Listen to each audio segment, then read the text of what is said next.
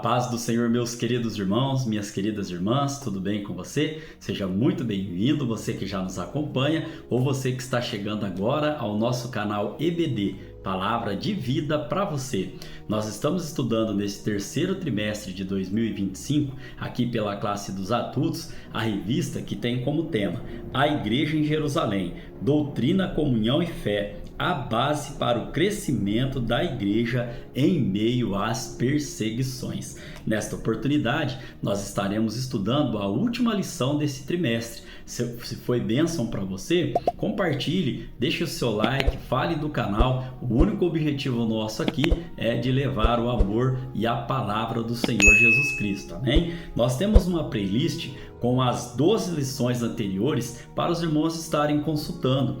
Esta playlist ela tem como nome A Igreja em Jerusalém. Inclusive esta última lição também será postada ali. E eu já gostaria aqui de apresentar aos irmãos a revista que nós estaremos estudando no quarto trimestre, melhor dizendo, deste ano. E esta revista ela terá como tema Corpo, Alma e Espírito, a restauração integral do ser humano para chegar à estatura completa de Cristo. Então, se você já nos acompanhou neste trimestre aqui, ou se você está chegando agora, é muito bem-vindo também para nos acompanhar, para aprendermos juntos sobre a palavra do Senhor no próximo trimestre, estudando esta nova revista, amém? Na aula de hoje, então, irmãos, nós estaremos estudando esta lição de número 13, que terá como tema Assembleia de Jerusalém. E esta lição nós estaremos estudando ela no dia 28 de setembro de 2025. E aqui nós vamos estar tratando sobre uma situação doutrinária que surgiu ali na igreja e rapidamente ela foi resolvida. Então, neste contexto, nós caminharemos para o textuário da nossa lição, lá em Atos dos Apóstolos, capítulo 15, no versículo de número 28, que diz assim: na verdade, pareceu bem ao Espírito Santo e a nós não vos impor mais encargo algum, senão estas coisas necessárias. Nós vamos ver na lição de hoje que é o Espírito Santo de Deus que orienta a igreja. Nós temos como verdade prática para a lição de hoje o seguinte texto: em sua essência, a igreja é tanto um organismo quanto uma organização e, como tal, precisa seguir princípios e regras para funcionar plenamente. A respeito de organismo e organização, nós temos aqui já lições postadas anteriormente sobre esse conceito, mas gostaria aqui de trazer o que o apóstolo Paulo ele nos escreve lá em 1 Coríntios capítulo 12, do versículo 12 ao 27. Olha o que Paulo nos ensina: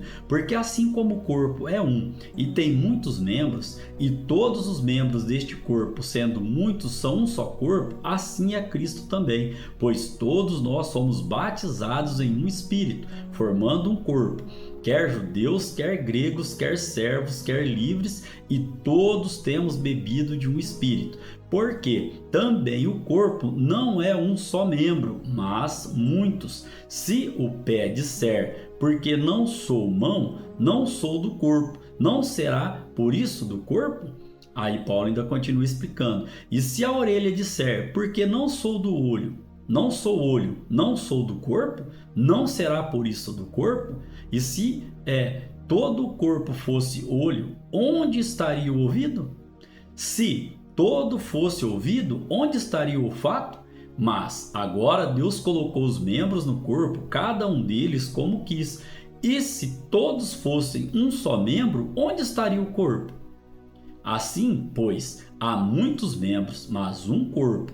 E o olho não pode dizer à mão, não tenho necessidade de ti, nem ainda a cabeça aos pés, não tenho necessidade de vós.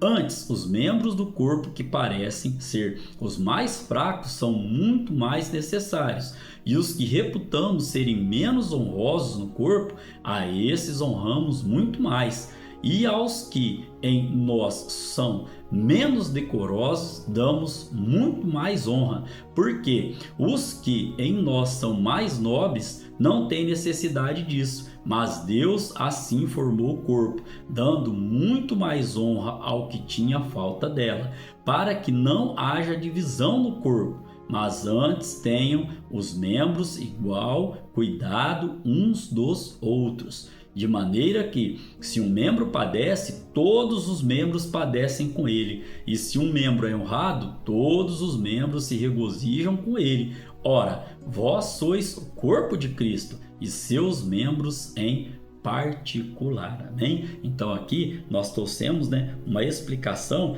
de como é um organismo quanto uma organização, e nós vamos ver que nós no decorrer da lição de hoje nós estaremos falando sobre esse conceito aqui. Não foi necessário ali tomar uma decisão rápida para que não houvesse o quê? Uma divisão da igreja, ou seja, uma divisão do corpo, amém? Nós temos como leitura bíblica em classe para a lição de hoje, Atos dos Apóstolos, capítulo 15, no versículo 22 ao versículo de número 32, que diz assim: Então pareceu bem aos apóstolos e aos anciões com toda a igreja eleger varões dentre eles e enviá-los com Paulo e Barnabé a Antioquia, a saber, Judas, chamado Bersabas, e Silas, varões distintos entre os irmãos, e por intermédio deles escreveram o seguinte: os apóstolos e os anciãos e os irmãos, aos irmãos dentre os gentios que estão em Antioquia, Síria e Cilícia, saúde.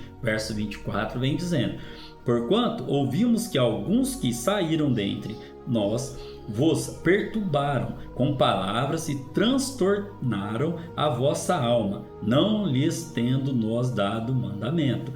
Pareceu-nos bem, reunidos concordemente, eleger alguns varões e enviá-los com os nossos amados Barnabé e Paulo. Verso de número 26 diz: Homens que já expuseram a vida pelo nome de nosso Senhor Jesus Cristo, enviamos, portanto, Judas e Silas, os quais de boca vos anunciarão também o mesmo. O verso 28 nos traz: Na verdade, pareceu bem ao Espírito Santo e a nós não vos impor mais encargo algum, senão estas coisas necessárias. Este texto aqui é o nosso texto áureo, este versículo. Que vos abstenhais das coisas sacrificadas aos ídolos, e do sangue, e da carne sufocada, e da fornicação destas coisas farei bem, se vos guardardes. Bem vos vá. O verso 29, verso de número 30, melhor dizendo, diz assim: Tendo-se eles, então, despedido, partiram para Antioquia e, ajuntando a multidão, entregaram a carta. E quando a leram, alegraram-se pela exortação. E o versículo 32, nós lemos: Depois Judas e Silas, que também eram profetas, exortaram e confirmaram os irmãos com muitas palavras, amém? Nós temos 3 objetivos para estarmos estudando na lição de hoje. O primeiro, mostrar o contexto e os motivos que levaram à controvérsia sobre a salvação dos gentios. O segundo objetivo, relatar os argumentos apresentados pelos apóstolos, especialmente por Pedro e Tiago, sobre a inclusão dos gentios na igreja. E o terceiro objetivo, reconhecer a importância da direção do Espírito Santo na solução dos conflitos e na preservação da unidade da igreja. Nós somos o corpo de Cristo, não pode haver divisão dentro da igreja. Portanto, a nossa parte motivacional para a lição de hoje é que nós somos chamados a valorizar a unidade da fé sem renunciarmos à doutrina, ou seja, sem renunciarmos o são ensino. Amém? Caminhando aqui, irmãos, com a nossa lição de hoje, nós temos como palavra-chave Assembleia. E aqui na parte introdutória desta última lição, que nós estaremos terminando aqui o nosso trimestre, nós estaremos ainda falando sobre a igreja de Jerusalém. Veremos como a igreja agiu para resolver conflitos de natureza doutrinária. Por que resolver o conflito? Porque um grupo composto por fariseus convertidos à fé insistia que os gentios convertidos deveriam guardar a lei, especialmente o rito da circuncisão. E no entendimento dos apóstolos, não era necessário que isso fosse feito. Por quê? Porque a salvação deixaria de ser totalmente pela graça, e isso era e é ainda hoje inaceitável. A salvação, ela é pela graça, ela é um dom gratuito de Deus. Olha o que Paulo nos ensina em Efésios capítulo 2, do versículo 8 ao versículo de número 9. Porque pela graça sois salvos por meio da fé, e isto não vem de vós, é dom de Deus, não vem das obras, para que ninguém se glorie. Amém? Então aqui Lucas deixa claro que a decisão tomada pela igreja naquele momento foi guiada pelo Espírito Santo, e é isso que nós estaremos vendo na lição de hoje, que tem 3 tópicos para ser estudados. O primeiro, a questão doutrinária. O segundo tópico que nós estaremos estudando, o debate doutrinário, e o terceiro tópico que estaremos estudando, a decisão da Assembleia de Jerusalém. Amém? Bom, o primeiro subtópico aqui que nós estaremos estudando, do tópico de número 1, ele vem trazendo o relatório missionário. Aqui, a questão doutrinária que se tornou objeto de discussão no Concílio de Jerusalém, abordada no capítulo 15 de Atos dos Apóstolos, teve seu início na igreja de Antioquia. Ela começou quando Paulo e Barnabé apresentaram à igreja de Antioquia um relatório sobre a primeira viagem missionária que haviam realizado. E o que constava neste relatório? O relatório deixa claro e implícito que a salvação dos gentios ocorreu inteiramente pela graça de Deus, sem que nenhuma exigência da lei, como a circuncisão, como aquele grupo de fariseus estavam querendo que os gentios fizessem ali, fosse imposta a eles. A única coisa que era necessária para a salvação é o que? A fé em Jesus Cristo. Então aqui a única exigência demonstrada, além deles aceitarem a Jesus Cristo, aceitarem o Evangelho ali, era a fé que Jesus Cristo é Ele que é o Salvador. E como nós já lemos lá em Efésios capítulo 2, no versículo de número 8 e 9, a salvação é um dom de Deus concedido inteiramente por sua graça. E o que é a graça? A graça é um presente imerecido. Nós não merecíamos, mas fomos alcançados pela misericórdia, pela graça de Deus. Amém? Então, o subtópico de número 2, ele vem trazendo justamente essa parte do legalismo que ainda estava neste grupo, neste grupo que nós lemos aqui, que eles compostos ali por fariseus, que eles tinham se convertido à fé, eles queriam continuar praticando aquele legalismo. E de uma maneira sucinta aqui, o que vem ser o legalismo? É a prática de obedecer regras, e muitas vezes baseadas no quê? Em tradições humanas e não pautadas na doutrina da palavra do Senhor. Então, neste segundo subtópico aqui, o legalismo judaizante. Lucas mostra que um grupo de judaizantes que se sentiu incomodado com o relatório dos missionários, como nós podemos ver lá em Atos, capítulo de número 15, no versículo de número 1 e 2, então alguns que tinham descido da Judéia ensinavam assim os irmãos: se não vos circuncidares conforme o uso de Moisés, não podeis salvar-vos. Olha só.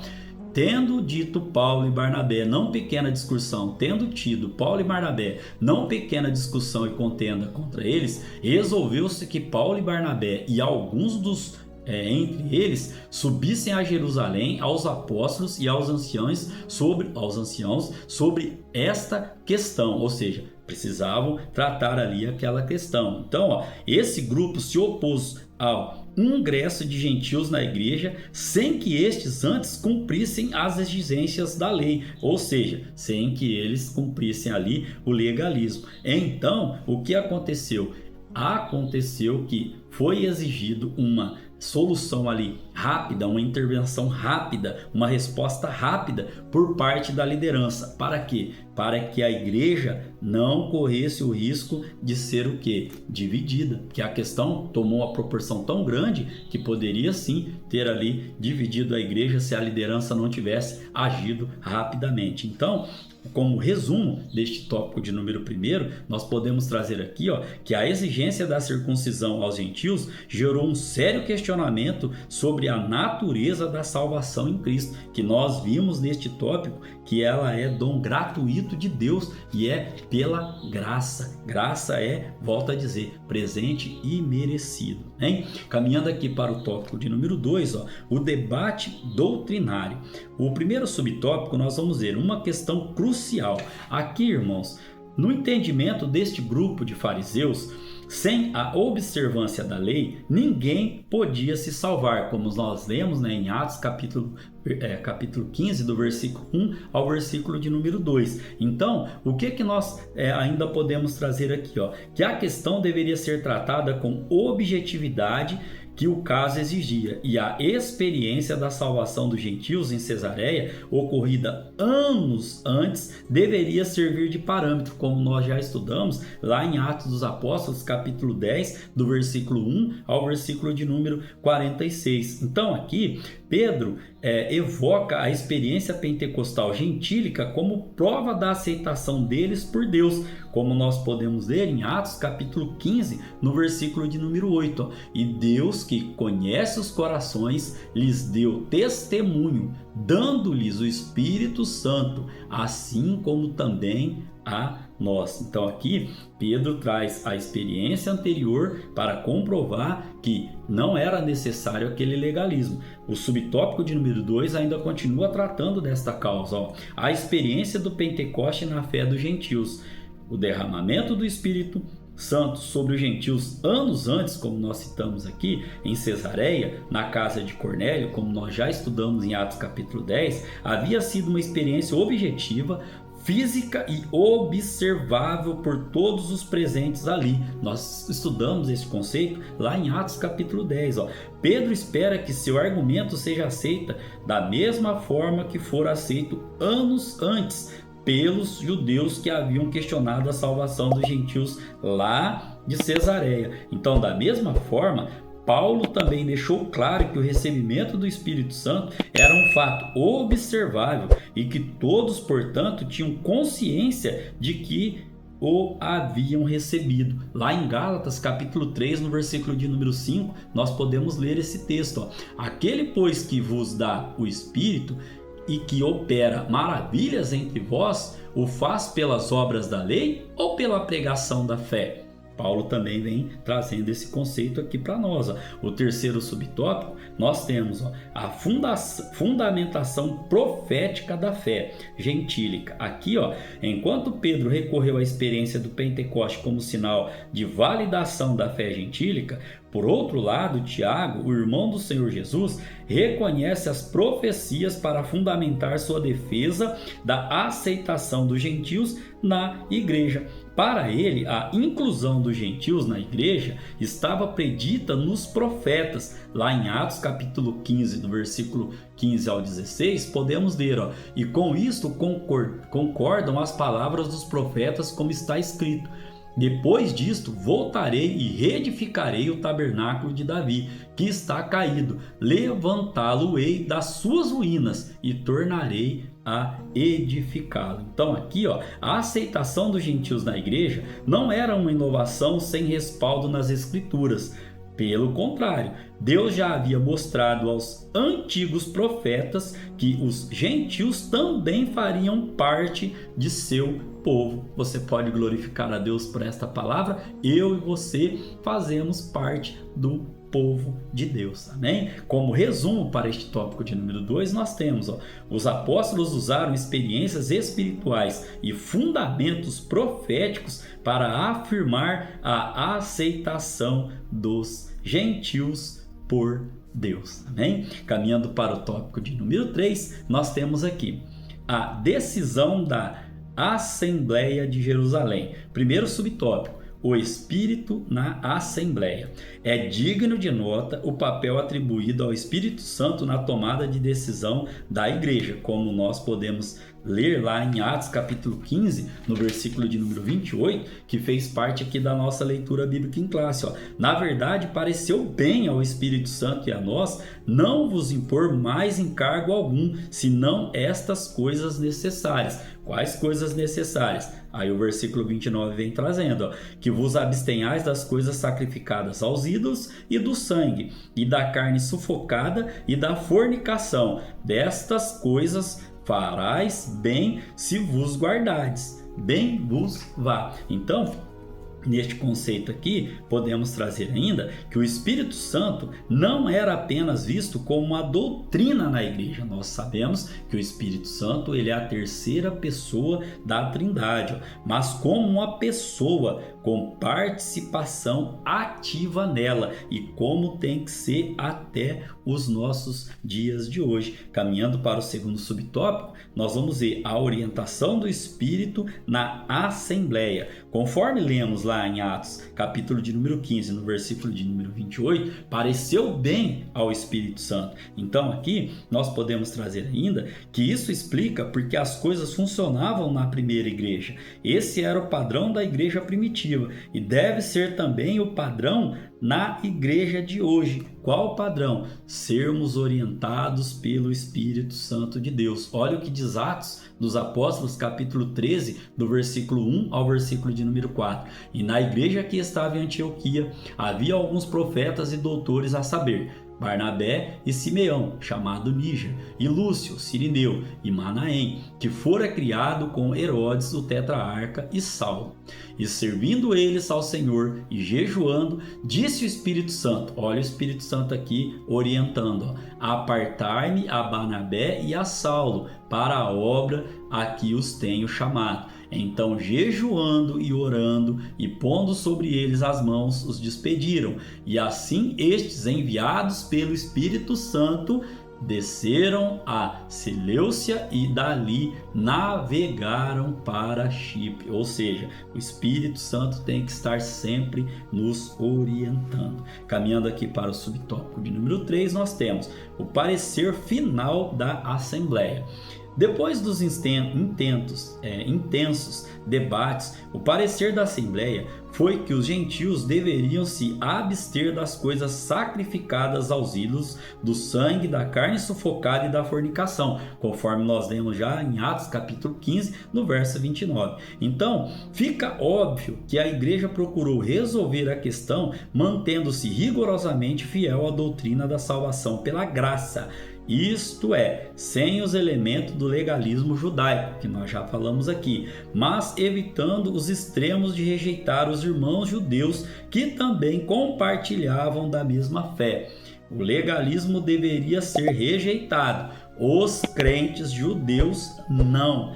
Assim ficou demonstrado que os gentios eram salvos pela graça. Amém? Caminhando para o resumo deste tópico de número 3, nós temos: guiada pelo Espírito Santo, a igreja decidiu preservar a graça e promover a comunhão entre os judeus e gentios convertidos. Amém? Nós estaremos agora caminhando para a conclusão da nossa lição de hoje, a nossa última lição desta revista, que traz assim: a igreja sempre será desafiada a enfrentar os problemas que surgem em seu meio, mas nós aprendemos na lição de hoje que tem que ser rapidamente resolvido ali, a questão tem que ser trabalhada para que não haja divisão na igreja. Aqui, o problema foi de natureza doutrinária, uma questão melindrosa que requeria muita habilidade por parte da liderança para ser resolvida.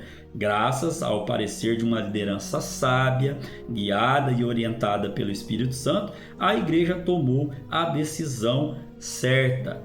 A unidade da igreja foi preservada e Deus foi glorificado. Amém? Nós vamos trazer aqui também aos irmãos uma revisão do conteúdo que foi feito através de 5 questões que nós temos na nossa lição. Como a questão doutrinária da salvação dos gentios se tornou objeto de discussão no Concílio de Jerusalém? A resposta: começou quando Paulo e Barnabé apresentaram à igreja de Antioquia um relatório sobre a primeira viagem missionária. A segunda questão: o que Lucas mostra a respeito de um grupo de judaizantes? Lucas mostra que esse grupo formado por fariseus convertidos insistia que os gentios só poderiam ser salvos se guardassem a lei, especialmente a circuncisão, promovendo confusão e divisão na igreja. Ou seja, queriam continuar ali no legalismo. O que Pedro evoca como prova da aceitação dos gentios por Deus? É a terceira questão. Olha a resposta. Pedro evoca a experiência pentecostal gentílica como prova da aceitação por Deus, lá em Atos capítulo 15, no verso 8, que nós lemos aqui. A quarta questão: o que o apóstolo Tiago recorre para fundamentar a defesa da aceitação dos gentios na igreja? Olha a resposta. Tiago recorre às profecias para fundamentar sua defesa na aceitação dos gentios na igreja. Para Tiago, a inclusão dos gentios na igreja estava predita nos profetas. Atos capítulo 15, versículo de número 15. A última questão: qual foi o parecer da Assembleia de Jerusalém? O parecer da Assembleia foi de que os gentios deveriam se abster das coisas sacrificadas aos ídolos, do sangue, da carne sufocada e da fornicação, como nós vemos lá em Atos, capítulo 15, no versículo de número 29. Querendo Deus, em Cristo Jesus, estaremos aqui para estudar a lição, primeira lição do quarto trimestre da revista que eu citei aos irmãos, que nós estaremos estudando corpo, alma e espírito, a restauração integral do ser humano para chegar à estatura completa de Cristo. E como tema para a primeira lição do quarto trimestre, nós estaremos estudando o homem, corpo, alma e espírito. Que Deus em Cristo Jesus continue abençoando a sua vida, continue abençoando a sua família, continue abençoando o seu trabalho e o seu ministério. Querendo Deus, estaremos aqui para iniciar o quarto trimestre de 2025. Amém?